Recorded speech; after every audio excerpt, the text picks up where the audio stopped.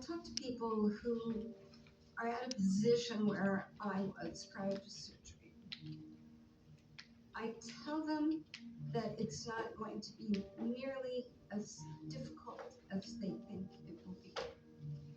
We all tend to think that the worst is going to happen, that we're going to be in incredible pain, that everything that could go wrong will go wrong, and that doesn't happen.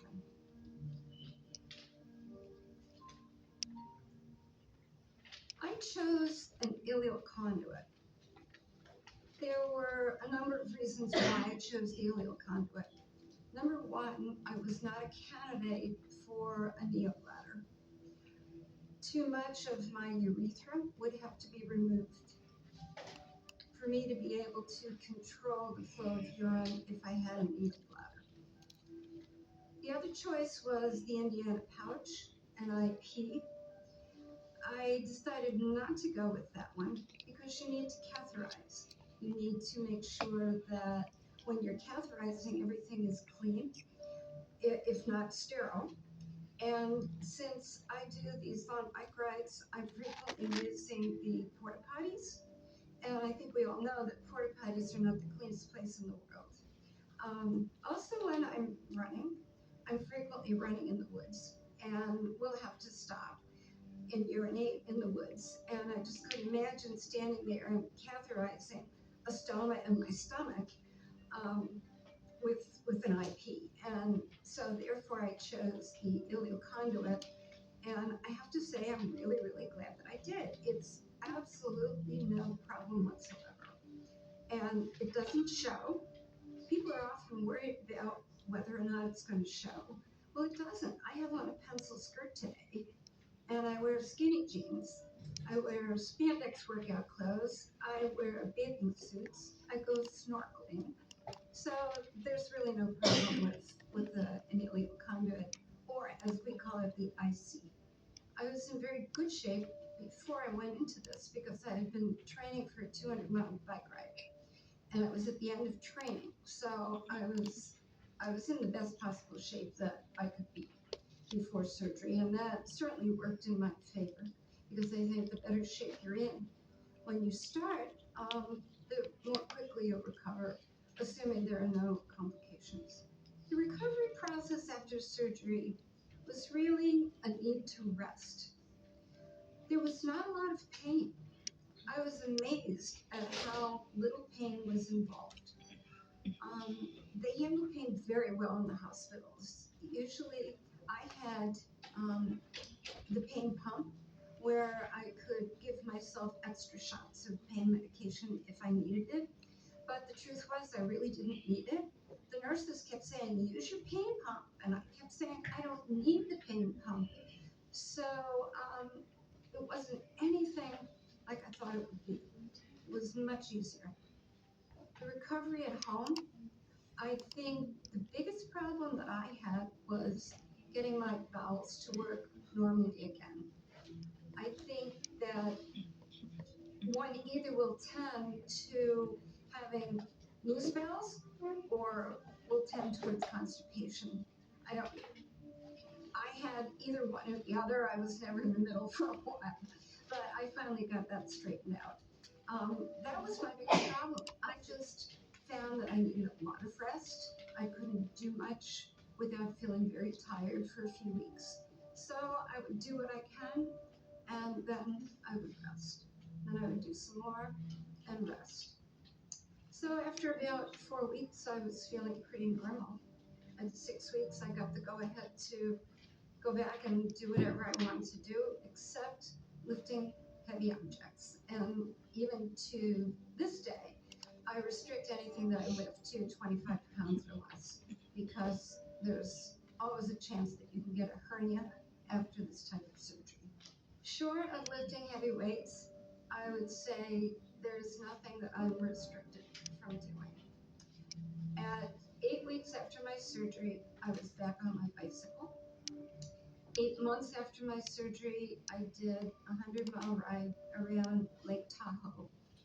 So I think that for me, recovery was fairly easy, and getting back to a normal life was very easy. I think there are some myths about the ileal conduit. One of the big things is that it's going to show under your clothes. It doesn't. I discovered that tummy control panties holds the pouch, which is what we call the bag, okay? Holds it in place very, very nicely. You don't need any special equipment. You just fold it up, tuck it in your panties, off you go.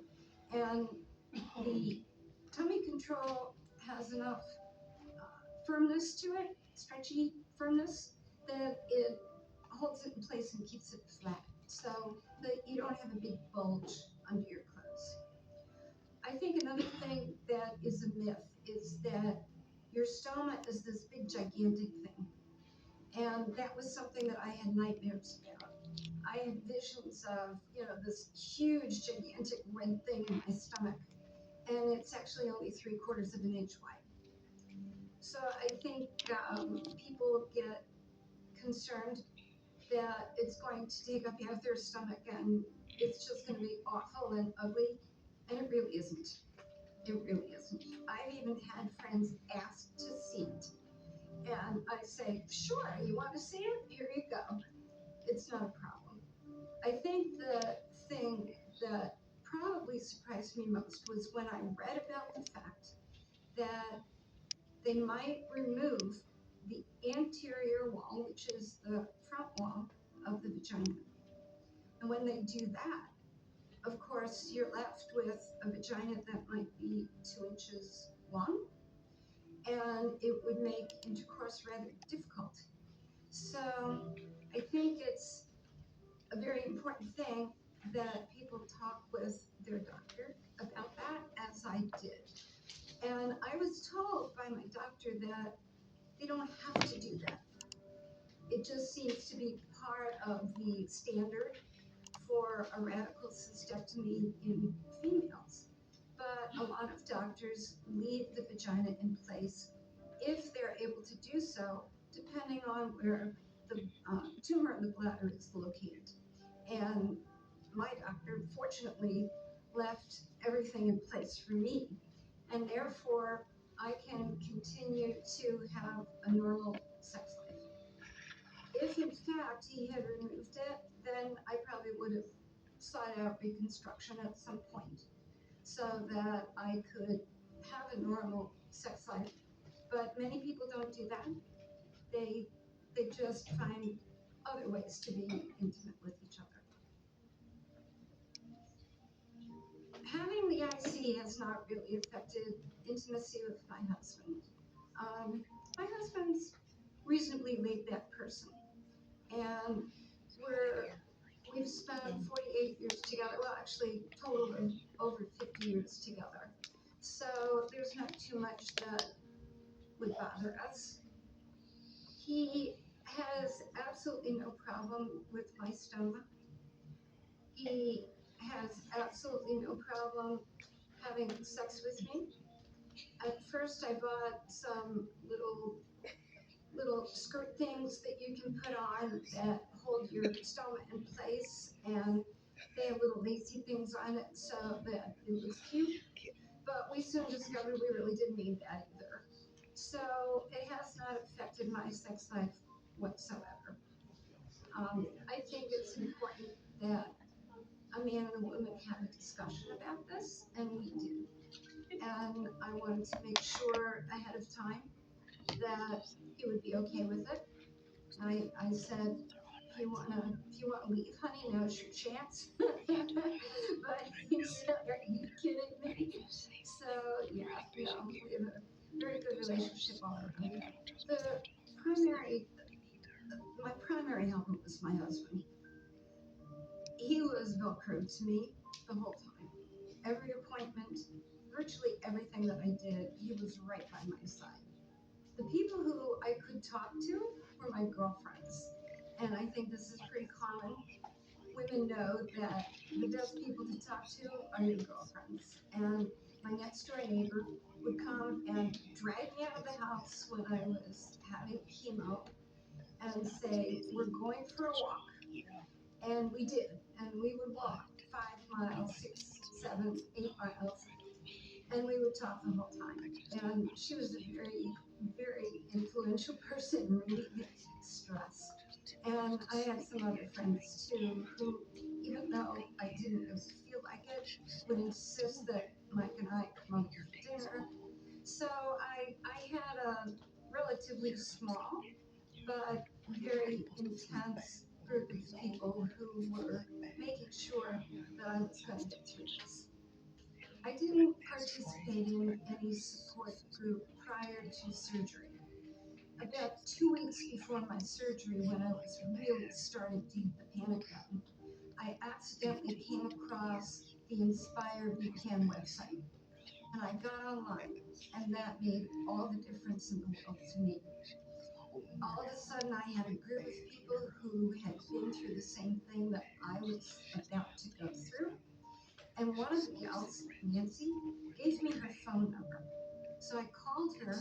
I must have talked with her for a good 2 hours. And all of a sudden, I realized that I could get through this and I could come out on the other side and resume my normal life. She made all the difference in the world to me.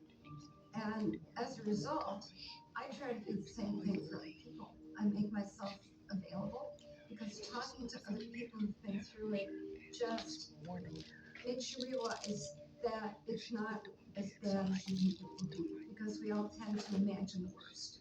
It's hard to come up with one or two words to describe my life, but I would have to say that my life is fulfilling, very fulfilling. I am surrounded by people who love and who I love, and I'm able to do the things I enjoy doing. I'm able to help other people. I'm giving back. My life is very fulfilling.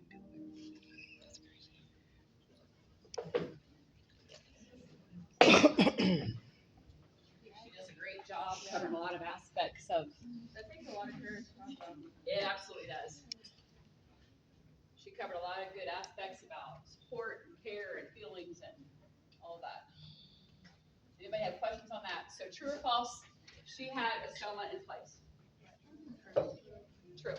How did she get her urine out? Oh yeah. I'm gonna have to figure out remotely how to do it back. Yeah, I want to go back to my power.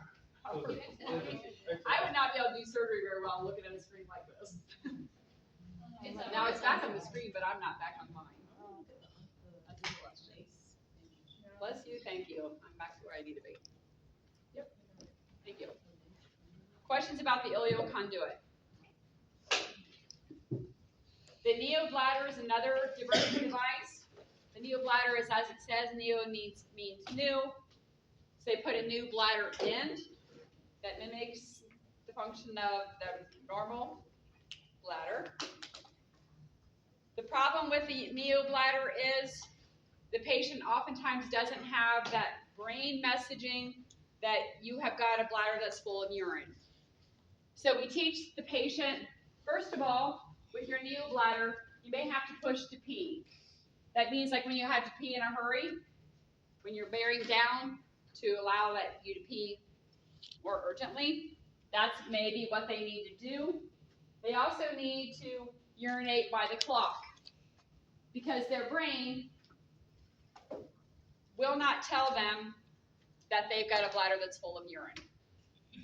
So you can't just go around for hours and hours and hours and not use the restroom because you're going to have urinary infections, you're going to have bladder infections, stuff like that. So you literally, every 3 or 4 hours, you need to go in, sit down, push to pee, get your urine out. That's the instructions you need to give to this patient. Because their new bladder is not hooked up to the brain the way yours is.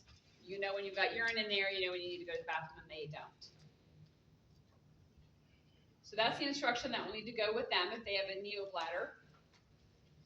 This particular device, there is a stoma, but this patient has to self-cap through their stoma. So the patient in the video had an ileal conduit. She had a stoma, Her urine came out of the stoma and went into her bag, outside, external. This one has a stoma, but to get their urine out, they have to self-cath through their stoma. So they put a catheter in through their stoma, they empty the urine out into a container, and they have to do that every 3 or 4 hours. So could you educate your patient on these different diversion devices if you needed to? This is the way yours is set up, this is the way yours is set up, this is the way yours is set up. And one size doesn't fit all. Sometimes that sound like she had a choice, sometimes you don't, and lots of things with that. Yes, they're all made a little bit, yes. Wait, so is there like a pro shop in there at all? This is, Inside. oh. It's not an external bag. This pouch is inside. That's why you need to put the catheter in your stoma to drain your urine out, like your straight catheter patient. Your urine will come out and put it into a container. You'll take the catheter out. 4 hours later, you do the same thing. And that's what she said she didn't want to have happen because she said she's outdoors, and so her stoma drains her urine out into her external bag. Do they have to have that stoma covered? Not necessarily. People don't. Sometimes they'll put a gauze or something on it loosely so it doesn't irritate if they got it up against their clothing or underwear or whatever it might be. Kind of like any other thing if it's not irritating, or sometimes at night they'll wear like a loose clothing where they can leave it open to air. There's not a lot of farm this time around. Yay, heard that. This one, we're a little concerned about your potassium levels. Okay, diuretics, as I already talked about, which ones spare potassium means they don't hang on to potassium, which ones waste potassium. Wasting means that you're going to pee it out, your potassium's going to go out with it. So given a potassium level, could you figure out which kind of diuretic you want to give to your patient? So your potassium is low, you're going to want to give them one of the aldactones, is a more common one of that list. Your patient's potassium is high, you want to give them something like furosemide or Bumex. As you know from clinicals, whenever you're giving a patient diuretic, we always ask what is the potassium level. We want to make sure your potassium level, you're not going to make it too low or too high or whatever it might be. So absolutely this one, you have to make a decision on which diuretic you want to give to your patient. Pyridium, as we already talked about with Jeopardy, will change your urine a bright color. It may permanently stain. And we talked about a little bit of other medication earlier, I think, but if you have that in your notes from earlier, there's not too much this time around. Who's got questions on the content? Can you go back? Sure, yep. This one or? This one and the next one, Okay, this one. please. The thiazides are potassium wasting, means that it'll decrease the potassium.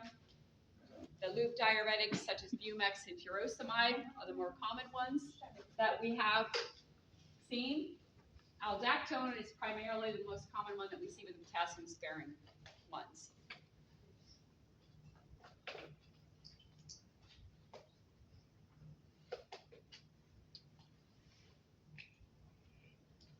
Did you say you were gonna talk to us more about the diets for renal? Yes, after the break.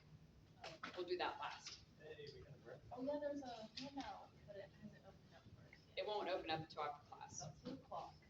2 o'clock. Yes, that's why the dietary one wasn't open.